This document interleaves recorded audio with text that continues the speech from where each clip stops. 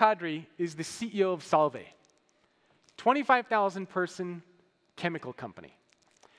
And she grew up in Morocco. She was raised by her illiterate grandmother. And as a child growing up, her grandmother told Ilham that girls typically have two exits in life. The first exit that a girl has is from their parents' home to their husbands. And the second exit that a girl in Morocco has is to the grave. And Ilham thought about that for a while, and she decided to create a third exit for herself, which she did in the form of education. And she studied math, she studied physics, she went on to go get her master's degree. Ultimately, then she went on to go get her PhD. And through the pursuit of education, she had the unique opportunity to work for many organizations and diverse projects all over the world, in places like the Middle East, Africa, China, the United States, Europe. And she had the opportunity to actually live and work in these places. She learned, for example, the importance of patience in Japan. She learned the importance that in Saudi Arabia, a verbal agreement is just as good as a written one. She learned the importance of entrepreneurship in the United States, that anything is possible in China, that focusing on your life and your family is just as important as work in Europe.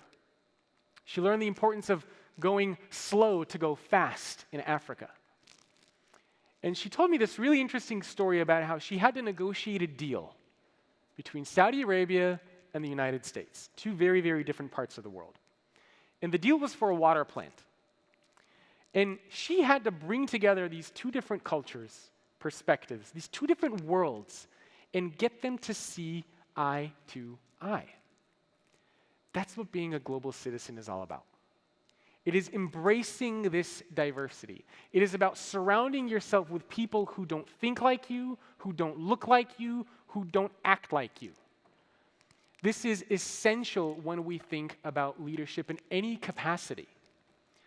And having this global mindset of surrounding yourself with these types of people also means that you need to think big picture.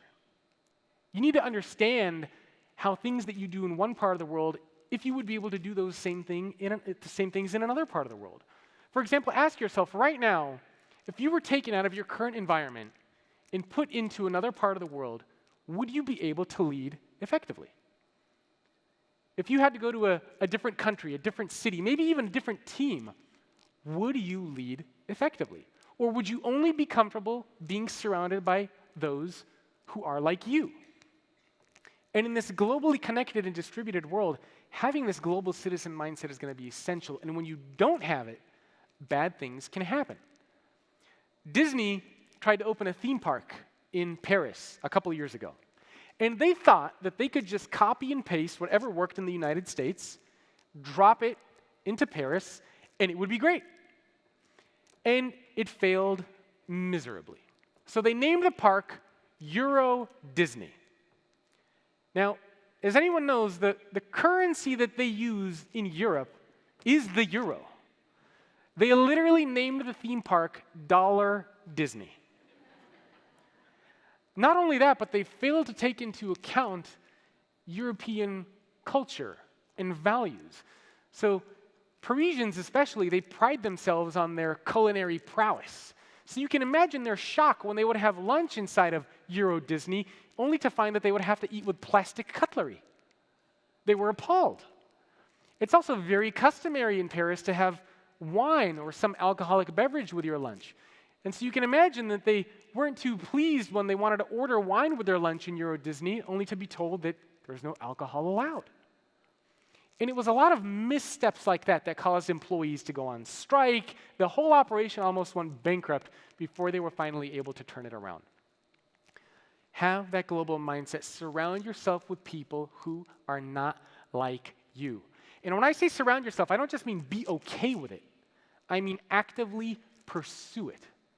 Actively ask to be a part of and to create teams of people who are not like you. Glenn Fogel was one of the CEOs that I interviewed.